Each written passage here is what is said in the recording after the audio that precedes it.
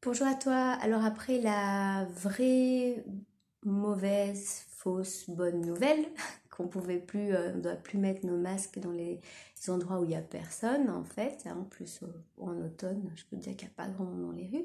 Eh bien, une mauvaise vraie nouvelle que j'ai reçue, c'est qu'apparemment on devrait être confiné à partir du 28 octobre. Alors ça, c'est la date qui a été donnée pour la France de sources fiables qu'on connaît mais qu'on ne vous donnera pas puisqu'ils sont anonymes.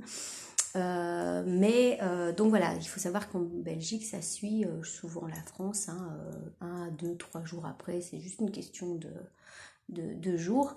Donc pourquoi je te dis ça? Ben, je pense que il est astucieux celui qui, ayant vu le malheur, se cache, comme dit la Bible, et donc tu pourrais éviter des problèmes en le sachant, comme au niveau alimentaire, faire tes courses à l'avance pour éviter de prendre froid dehors. Si on te demande d'attendre une demi-heure, qu'il y ait 3 personnes qui sortent, hein, et que tu sois sous la pluie, et comme ça tu ne seras pas mort du corona mais tu seras mort d'une pneumonie. Donc voilà, si tu n'as pas envie d'avoir ces inconvénients là, peut-être que ce serait intéressant pour toi de t'y prendre à l'avance.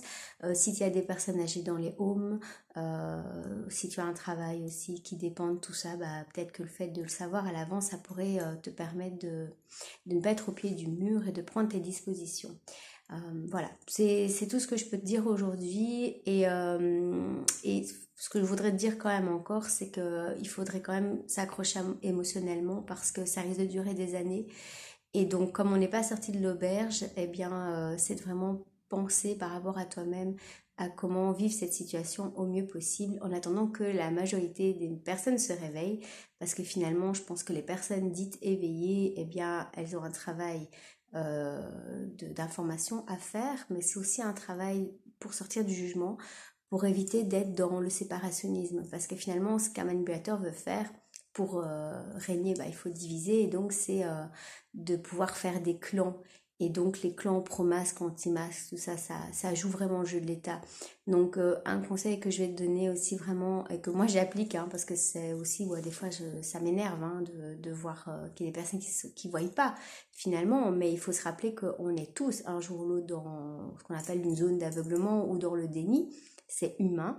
Et donc d'avoir plutôt de la compassion, de la patience par rapport à ces personnes, de savoir qu'un jour elles vont se réveiller, c'est pas possible autrement.